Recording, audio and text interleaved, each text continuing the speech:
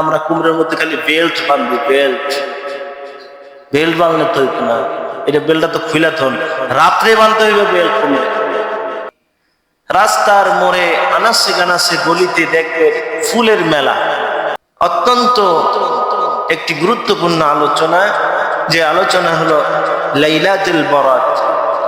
লাইলাতুল বরাত এই অধ্যায়টার মধ্যে যে আমাদের জীবনের একটা সৌন্দর্য কিছু জানা এবং বোঝার দরকার আছে, এটা আসলে আমরা অনেক সময় এটাকে ভুলেই যাই। আমাদের লাইলাতুল বরাত এই শব্দের অর্থ কি? নিসফে মিন শাবান। শাবান এর অর্থ হলো মধ্য রজনী।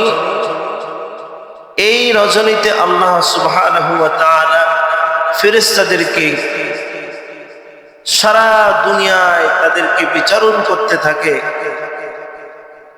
তারা ঘুরতে থাকে কোন মোমেন বান্দা আল্লাহর বেশি ইবাদত করতেছে, জিকির আজগার করতেছে, দুনিয়ার মধ্যে শাবান মাসে রোজা রাখতেছে, আল্লাহর কোরআন পড়তেছে। আফজালুল ইবাদাতি তিলাওয়াতুল কোরআন, সর্বোত্তম ইবাদত কোরআন মাজিদ তেলাওয়াত। কে তেলাওয়াত করতেছে, ইবাদত করতেছে, সেই ইবাদত আল্লাহর সঙ্গে কথোপকথন করতেছে, এই মুমিন বান্দাদেরকে খালি খুঁজতে থাকে।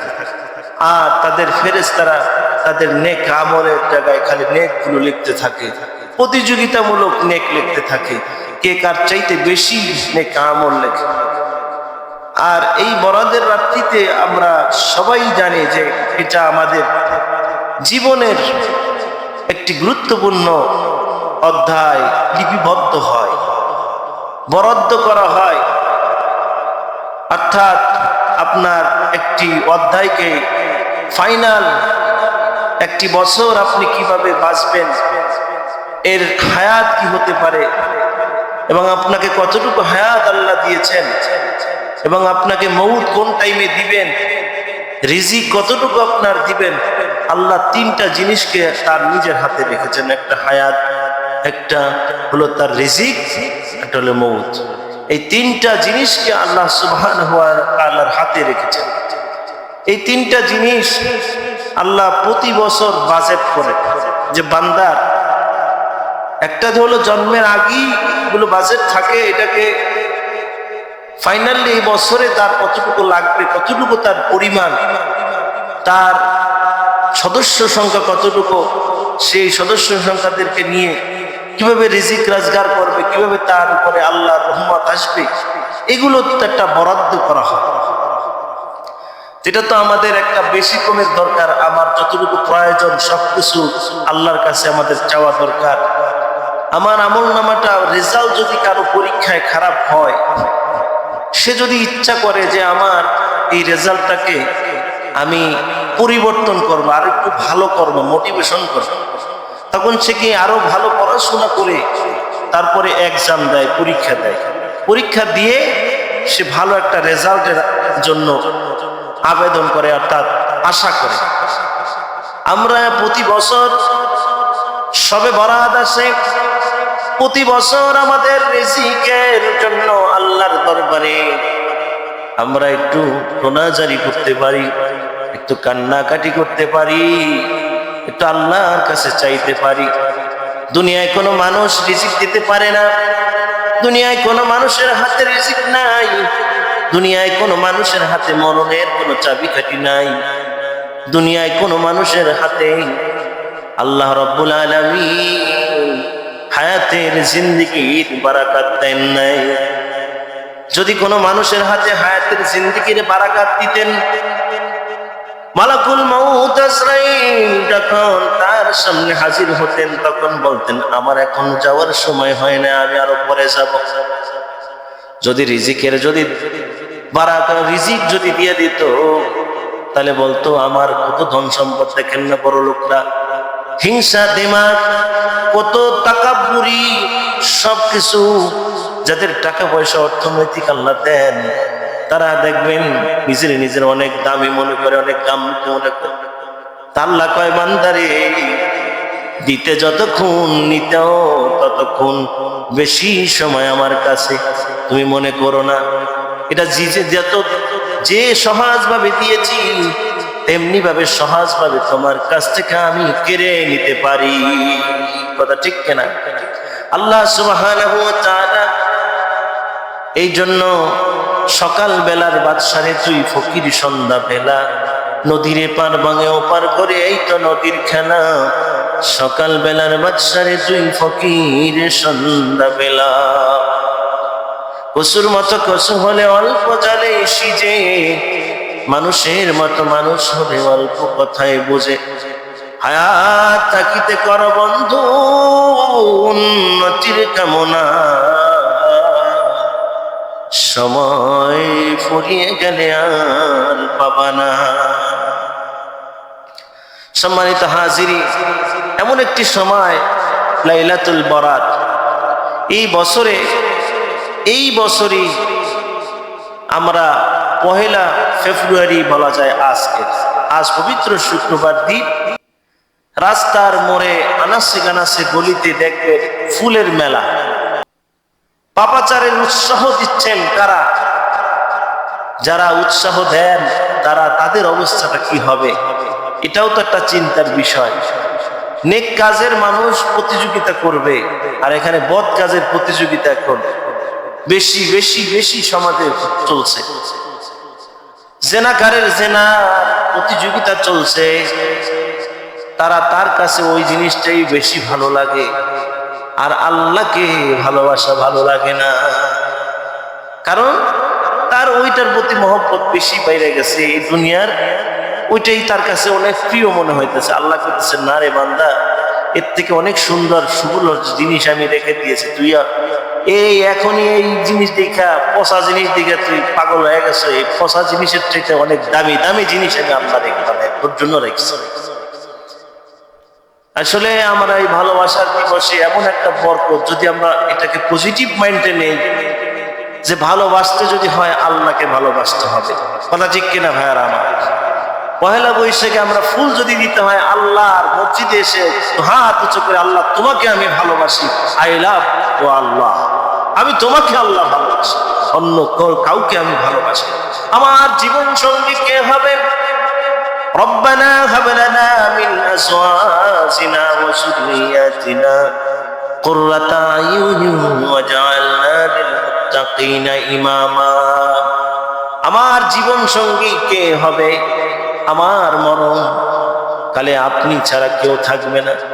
আপনি যাকে আমার জন্য ভালো হয় তাকে আমার জীবন সঙ্গী করে দেন। কথা ঠিক কিনা? আল্লাহ যদি চায় আপনাকে একটা নেককার স্ত্রী দিতে পারে কিনা? আপনি অনেক সুস্থ সবল সুন্দর দেখে বিয়ে করছেন, কিন্তু আল্লাহ তার একটা রোগ দিয়ে দিচ্ছে। এই রোগটা তো আপনি বিয়ার আগে জানতেন। তো এখন রোগটা যখন দিন দিন বাড়তেছে, একটা সময় সুন্দরী রূপসী এটা ঢলে পড়ে গেছে, সুন্দর চেহারাটা সব ফিনিশ হয়ে গেছে। এখন এটার মধ্যে বরকত আপনার নিজের চাহিদা কমে গেছে, এখন আপনি কুডুর শুরু করছেন। আর আল্লাহ আপনার একটা কালো শ্যামলা কালো, যেটাকে আপনি মনে করছেন রোগা, এটাকে আপনাকে আল্লাহ দিয়েছেন, কিন্তু আপনার কাছে আসার কারণে এটা সুন্দর হয়ে গেছে, এটা আরো সুন্দর গুণে জ্ঞান্বিত হয়েছে। আপনার যা প্রয়োজন বলার অজান্তে স্ত্রী বুঝে যায় যে এই জিনিসটা আপনার প্রয়োজন। কেমন মনে হয় যেন আপনার সাথে তার হৃদয়ের সাথে একটা মিল রয়েছে। এই দৃশ্য যখন হয়, আপনার পরিবারের মধ্যে শান্তির সব বরাকাত মনে হয় যেন নাজিল হয়ে যায়। কথা ঠিক কিনা ভাই? তো এই জন্য ভালোবাসতে হবে কাকে? আল্লাহকে।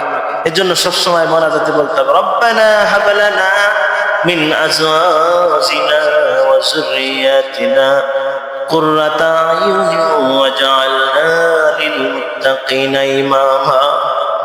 ইয়া আল্লাহ, আপনাকে আমি ভালোবাসি, আপনি আমার আল্লাহ, আপনি যেটা আমার জন্য কল্যাণ মনে করেন সেটাই করবেন আমার জন্য।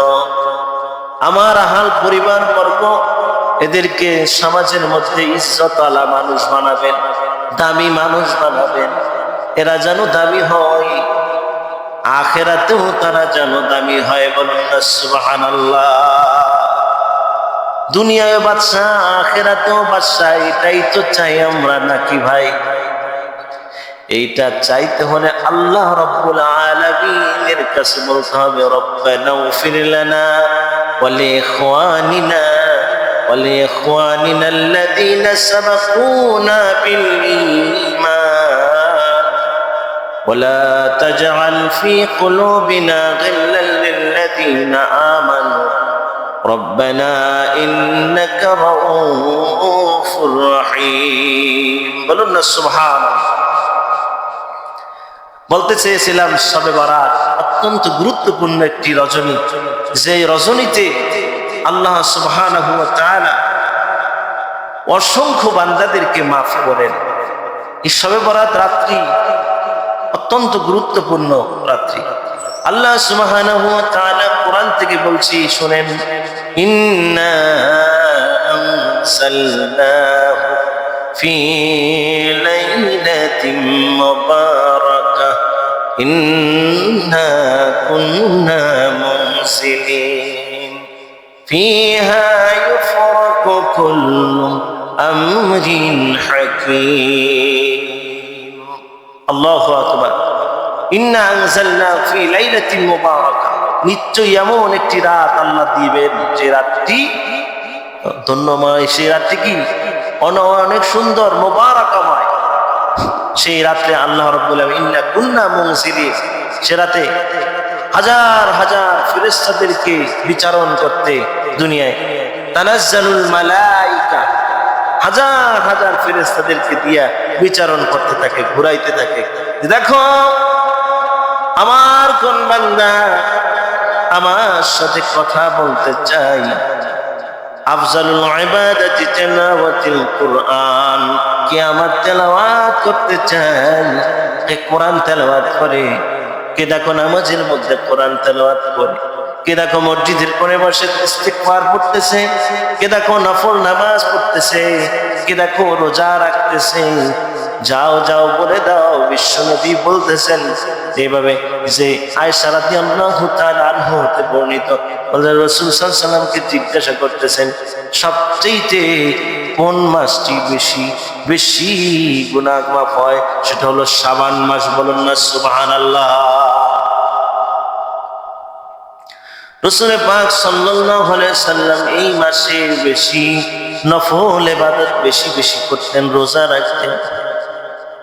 তারে জিজ্ঞাসা করা হলো, ইয়া রাসূলুল্লাহ, হাবিবাল্লাহ, আপনি যে এই মাসে বেশি রোজা রাখতেছেন, তাহলে আমি দেখেন না যে খেলোয়াড়রা খেলা ফাইনাল খেলার আগে সেমিফাইনাল, তারপরে টেস্ট ম্যাচ খেলে না, কোয়ার্টার ফাইনাল, এগুলো খেলে কিনা, তেমনি ভাবে রোজা আসার আগে কয়েকটা রোজা রেখে একটা ইস্তিমিল করতে হয়, রাত্রে ওঠার একটা ইস্তিমিল করতে হয়, তাহাজ্জুদ নামাজ পড়ার একটা রুটিন করতে হয়। কারণ তাহাজ্জুদ নবীদের আমলে এটা ফরজ ইবাদত ছিল, কিন্তু আমরা এটা যদি ফরজ করতাম, আল্লাহ রাসূল ফরজ করেন নাই যে না, এটা বান্দার জন্য নফল ইবাদত। যদি কোনো মুমিন বান্দা পড়ে, তার জীবনের গুনাহ খাতা আল্লাহ এই নফল ইবাদতের মাধ্যমে ফরজে পরিণত করে দেবে। বলুন না সুবহানাল্লাহ। নামাজ পড়বেন, নফল হয়ে যাবে ফরজ। এটা বাধ্যতামূলক আপনাকে করেন না, যদি করতো আপনি পারতেন না, আপনি ঘুমাইলে উঠ থাকতো না। এই জন্য আপনাকে নফল করে এটা যদি আপনি করেন, ফরজের সমতুল্য সওয়াব আপনাকে দিয়ে দেওয়া। এবং এই নফল যে আপনি যে নামাজ পড়লেন, তাহাজ্জুদের নামাজ, এই তাহাজ্জুদের নামাজ হলো এমন একটি নামাজ, যে নামাজে আল্লাহ সুবহানাহু ওয়া তাআলা প্রথম আকাশে থাকেন, প্রথম আকাশে থেকে ডাকতে থাকে, বান্দারে কার কোন জিনিসটা প্রয়োজন, আমি আল্লাহর কাছে চাও, আমি আল্লাহ তোমাদের জন্য অপেক্ষা করতেছি, কোন জিনিস দরকার, কোন জিনিস প্রয়োজন, আল্লাহর কাছে চাও, আমি আল্লাহ তোমাদেরকে পূরণ করে দেই, বলুন না সুবহানাল্লাহ। বান্দাদেরকে ডাকে, কিন্তু বান্দারা তো ডাক শুনতে পায় না। কিন্তু আল্লাহ তাআলা ডাক শুনতে যেন পান না, এটা কোরআনের মধ্যে আল্লাহ তাআলা আগেই আপনাকে বলে দিয়েছেন যে ডাক আপনি শুনতে পাবেন না যতক্ষণ না আপনার রূহ ক্লিয়ার না হবে, যতক্ষণ না আপনি এই যে পহেলা বৈশাখ বলেন, পহেলা ফাল্গুন বলেন, ফাল্গুনে যে ভালোবাসা করেন, বেশ্যামি ফাইজামি অর্থাৎ বলা যায় খারাপিয়াত কাজ করেন, এই জেনা বেবিচারের চাইতে উল্টা যদি আল্লাহর জন্য কোন আল্লাহ আপনাকে ভালোবাসি, আমি মসজিদে দৌড়ায় আসেন যে আল্লাহ আমি দুনিয়ায় কাউকে ভালোবাসি না, আমি ভালোবাসি আল্লাহ তোমারে আর তোমার বন্ধু রাসূলকে, বলুন না সুবহানাল্লাহ।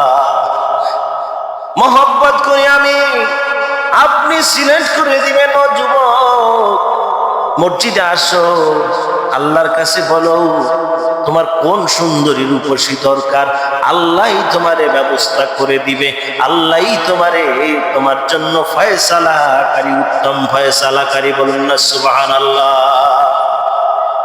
পাও সুন্দর রূপসীর পিছে দৌড়ে লাভ কি ভাই? ও যুবক, সুন্দরী রূপসীর পিছনে দৌড়ে কোনো লাভ আছে? কোনো লাভ নাই। ফুল নিয়ে তুমি যতই তার কাছে যাও, একটা অসুস্থ রোগ তোমার ওই সুন্দরী রূপসীকে শেষ করে দিতে পারে, একটা রোগ তার চেহারা ডিসকাউন্ট করে দিতে পারে। যদি আল্লাহর রহমত থাকে ওর ভিতরে, আল্লাহর বরকত যদি ওর ভিতরে থাকে, কালো ফুলটাও অনেক সময় সুন্দর হয়ে যায়। কথা ঠিক কিনা ভাইরা? এজন্য সৌন্দর্য দানকারী কে? আল্লাহ।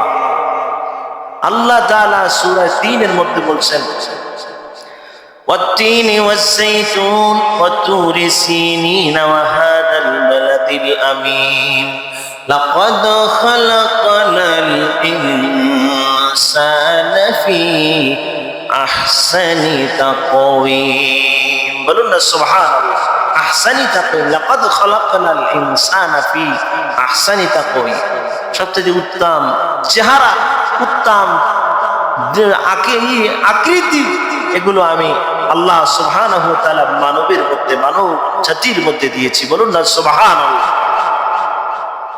দেখেন গরু বলেন, গরু কি সুন্দরভাবে ঘুমাতে পারে? শান্তিভাবে ঘুমাতে পারে না। কোনো পশু প্রাণী শান্তিভাবে ঘুমাতে পারে না। আল্লাহ সুবহানাহু ওয়া তাআলা এমন সুন্দরভাবে একটি বডি বানাইলো, বডিটা বানাইলো, আরামসে ঘুমাইলাম, আরামসে খাইলাম, খাইতে কোনো কষ্ট হয়, আরামসে খাওয়া যায়, কত সুন্দর করে হাত দিয়ে খায়।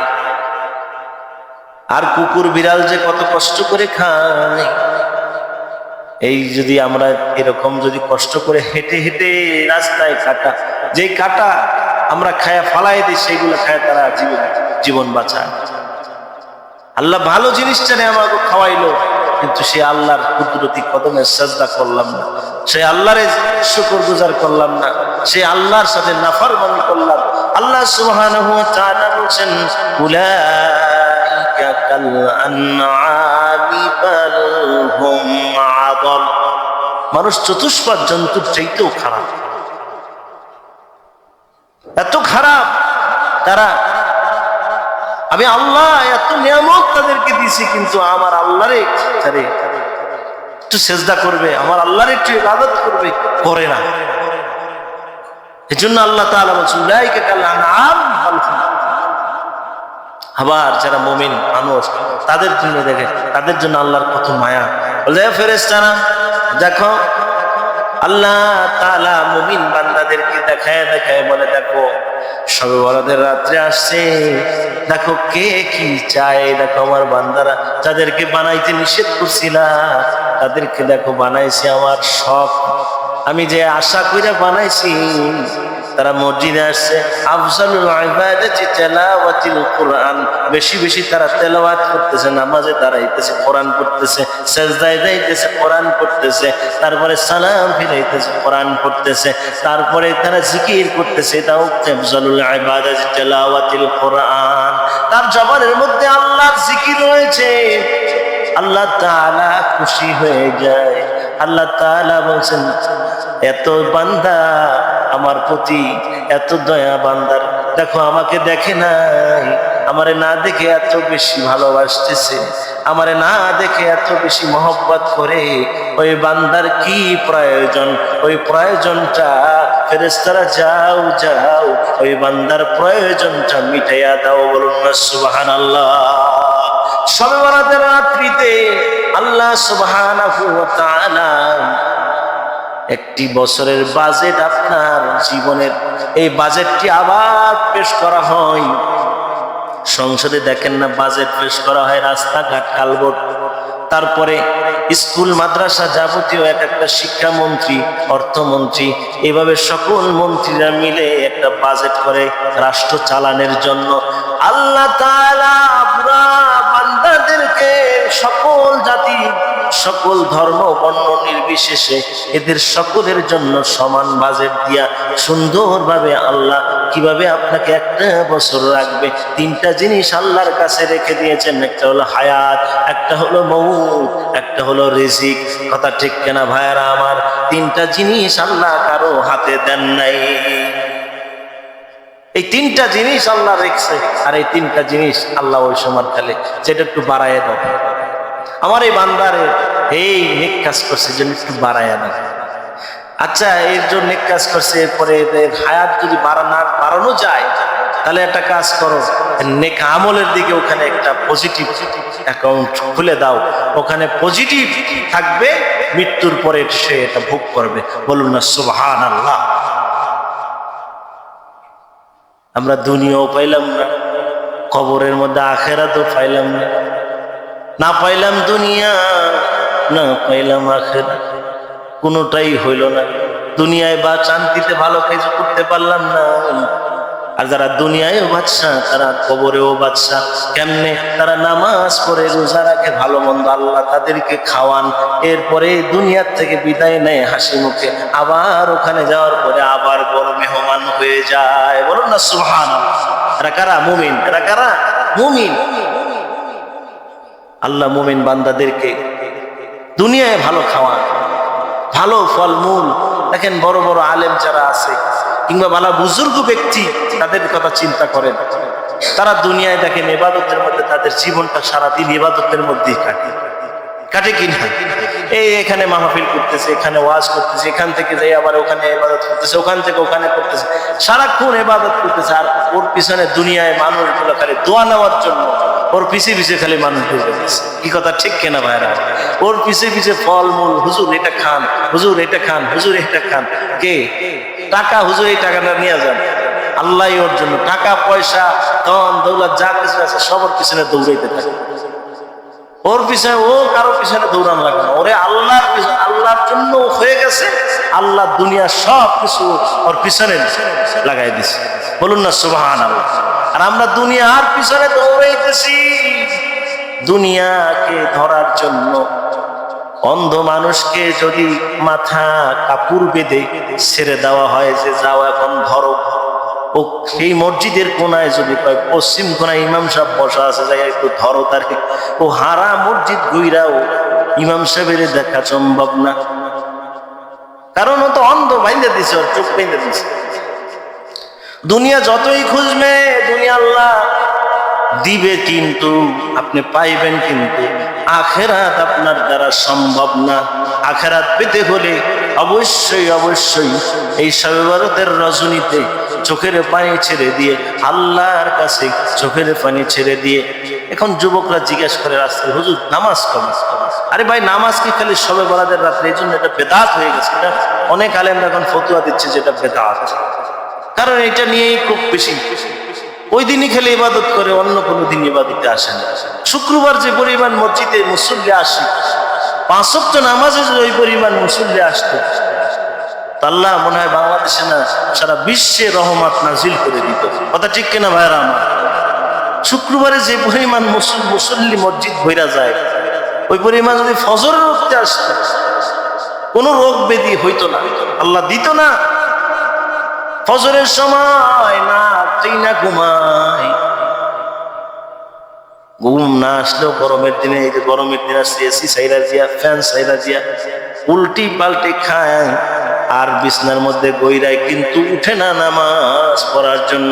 এতদিন শীত ছিল যে শীতে হুজুর ওযু করতে কষ্ট হয়, কিন্তু এখন দিবে গরমে ঘুমাইতে পারি নাই। উসিল একটা, ঠিক কিনা? উসিল কবে হুজুর গরমে ঘুমাইতে পারি না, আড়াইতে জন্য জিজ্ঞাসা করতেছি, হুজুর কই ফজরে দেখলাম না যে, কয় ভাই রাত্রে ঘুমাইতে পারি না, সারা রাত গরমে উলট পালট খাইতেছিলেন।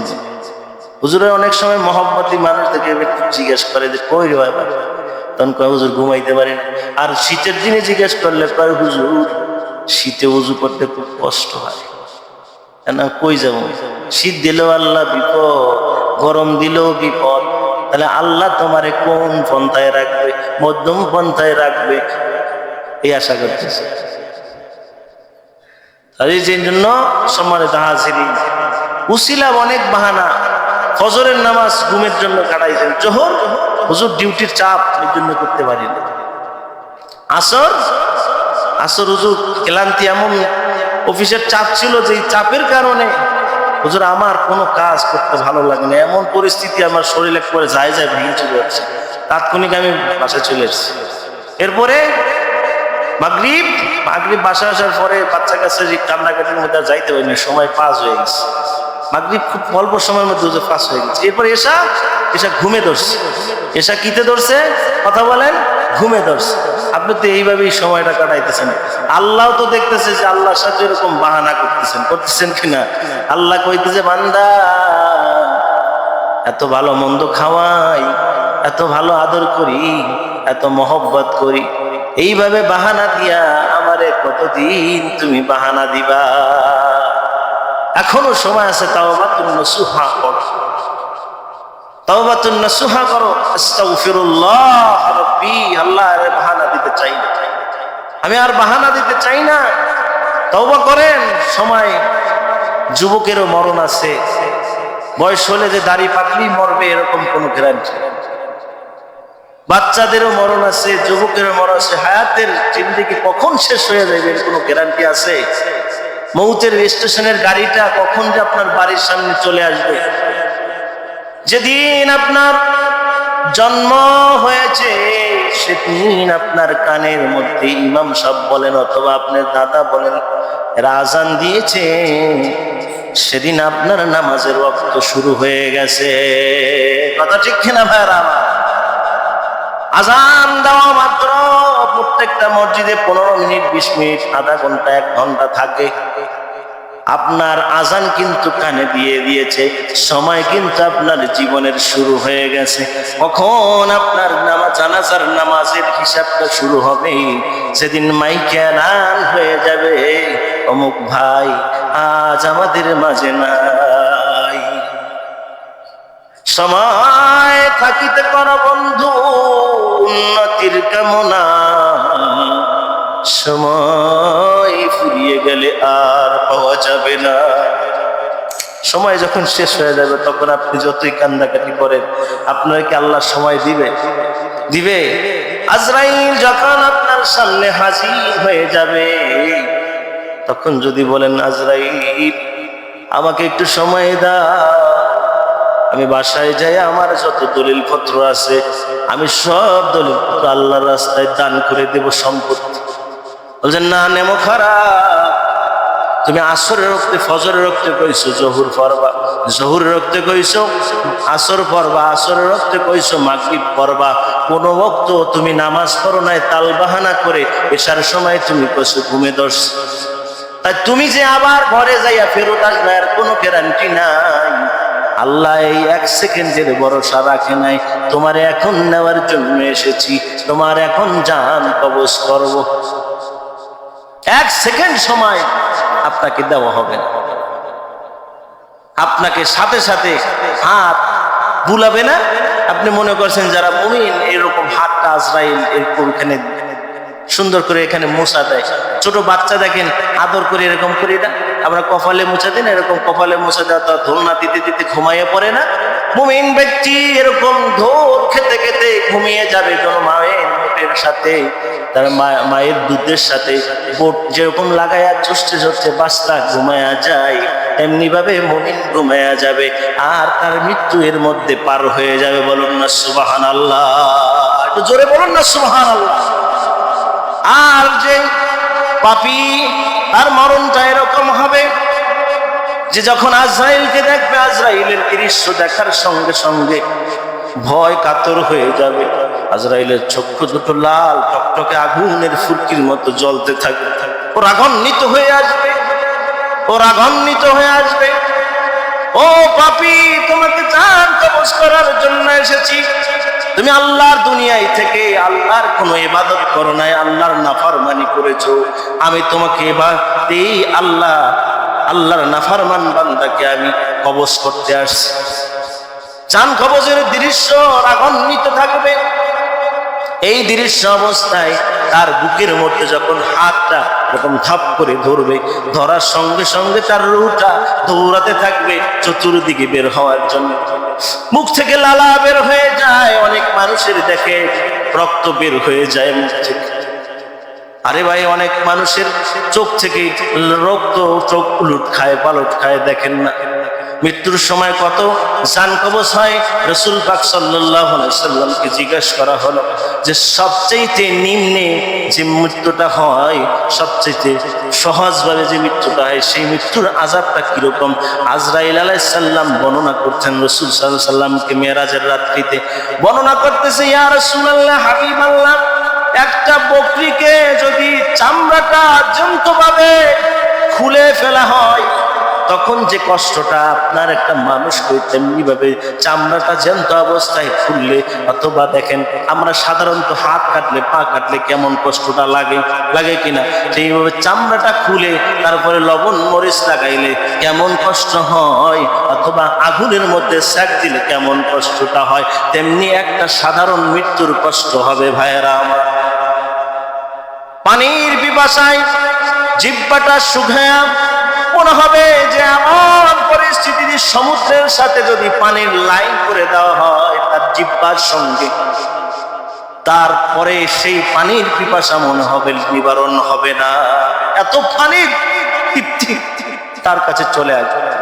আল্লাহ তাআলা এই বান্দাদেরকে, নাফরমান বান্দাদের কথা বললাম, আর মুমিন বান্দাদেরকে আল্লাহর নবী নিজেই হাউজে কাউসারের পানি নিয়ে দাঁড়ায়া থাকবে। আসো মুমিন, আসো উম্মত, আসো, তুমি আমার জন্য না দেখে এই সুন্নত দাঁড়িয়ে রেখেছো, না দেখে মেসওয়াক করেছো, না দেখে সুন্নত নামাজগুলো, নফল নামাজগুলো করেছো। আমি রাসূল তোমার জন্য সুপারিশ করার জন্য এসেছি। পানি খাও, জান্নাতের পানি নিয়ে এসেছি।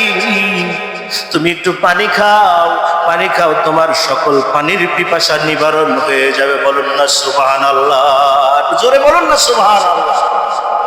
কই আর রাসূলের হাতে পানি খাবেন?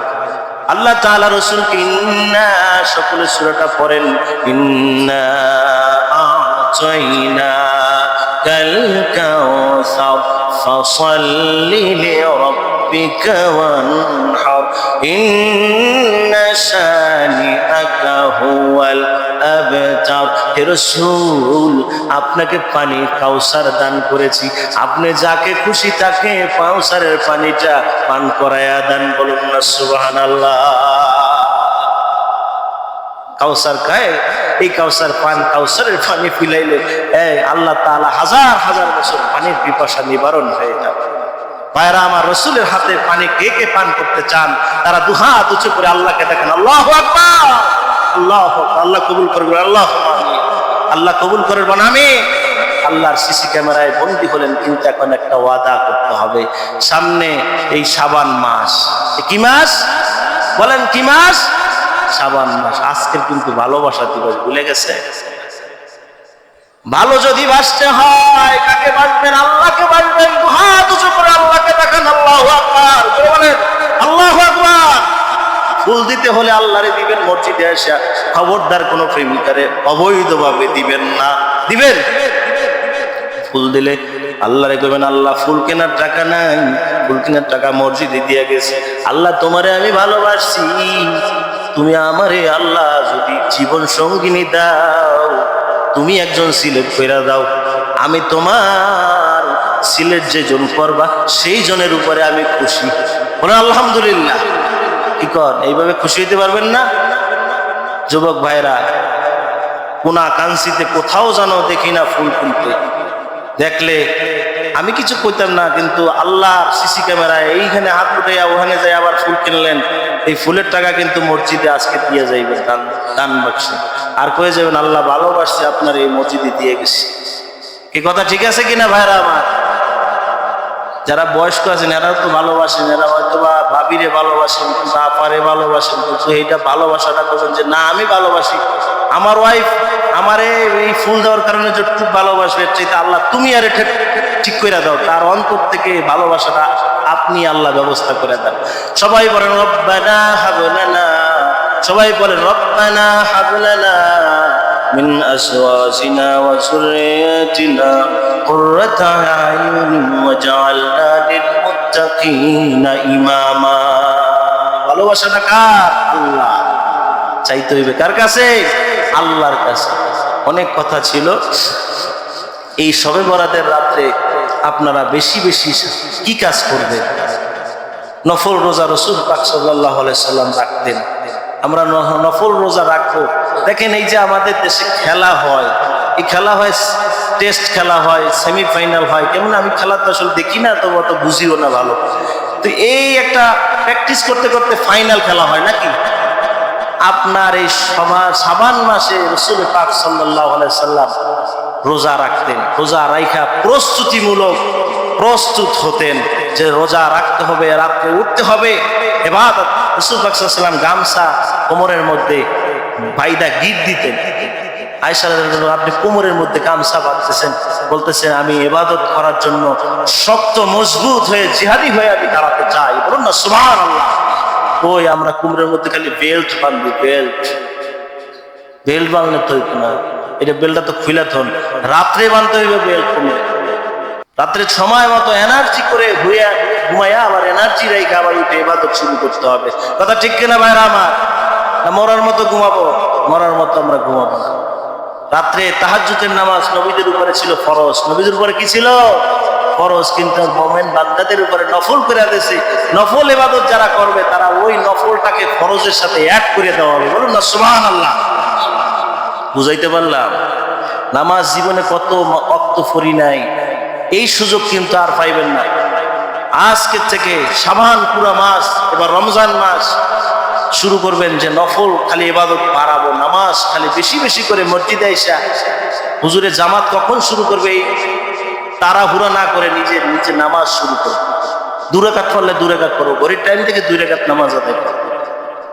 কি আইসা মসজিদে না দাঁড়ায় থেকে জিকির আজকার করি, নামাজ পড়ি, কোরআন শরীফ পড়ি, আল্লাহর কথোপকথন করি। আল্লাহ তাআলা এই শাবান মাসে, শ্রাবণ মাসে যেমন বৃষ্টি বর্ষিত হয় জমিনে, তেমন রহমত বরকত বর্ষিত করে। আমরা এই রহমতে বরকতে ভরপুর হয়ে যাই। সকলে বলে আল্লাহুম্মা আমিন।